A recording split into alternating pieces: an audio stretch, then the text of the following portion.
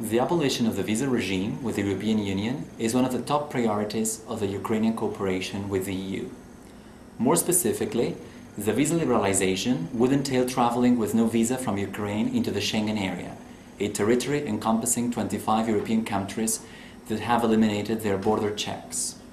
In December 2010, the EU presented an action plan to Ukraine setting out a series of reforms to be implemented before the abolition of the visas.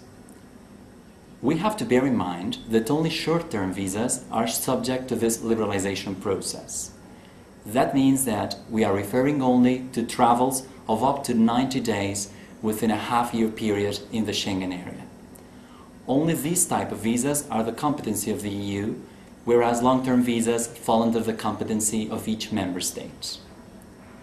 The path towards a visa-free regime goes back to 2001, when the first action plan regarding justice and home affairs was approved. The plan stipulated the abolition of the visa regime as a long-term goal. Since then, several documents such as the EU-Ukraine Neighbourhood Action Plan in 2005 or the EU-Ukraine Association Agenda in 2009 have also insisted on the visa-free regime as a long-term objective. Meanwhile, an agreement on visa facilitation entered into force in June 2008. It foresees the easing of the application procedure for certain categories of citizens, like students or people in the business sector. It fixes the visa fees at €35, deadlines for the visa issuance, and the possibility to issue multiple entry visas. This agreement is going to be relevant even after the abolition of the visa regime, since only citizens who have biometric passports will be able to travel without a visa.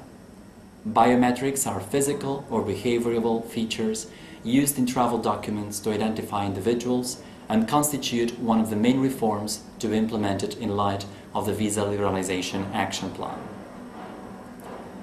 The other reforms that the Action Plan foresees are measures in the field of border management and asylum, such as the deepening of the working arrangement with Frontex, the EU agency that coordinates operational cooperation at the EU external border.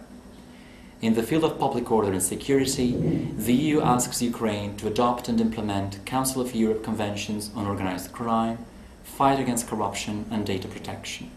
Lastly, the action plan contains a block on external relations and fundamental rights, with reforms oriented at protecting minorities and combating hate crimes. When mapping the EU visa policy, we observe that Belarus and Turkey need visas to get into the Schengen area.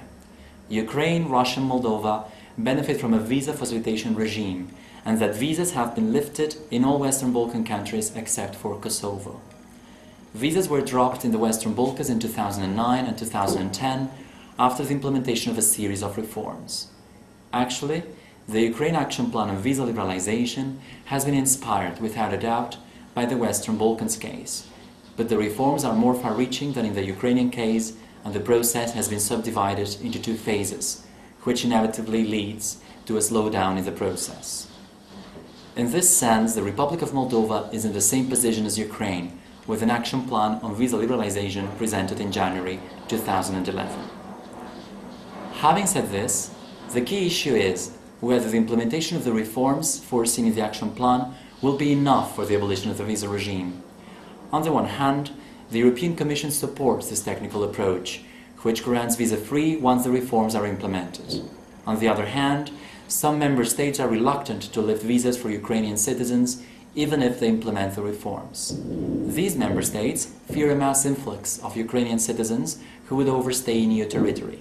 That means that Ukrainians would not return once the period of validity of the visa expires.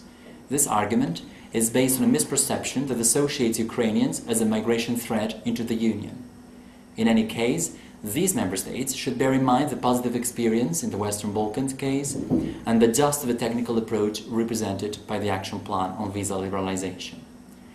Only this way Ukraine will have an incentive to fully implement the reforms set out in the action plan, which eventually will lead to the abolition of the visa regime.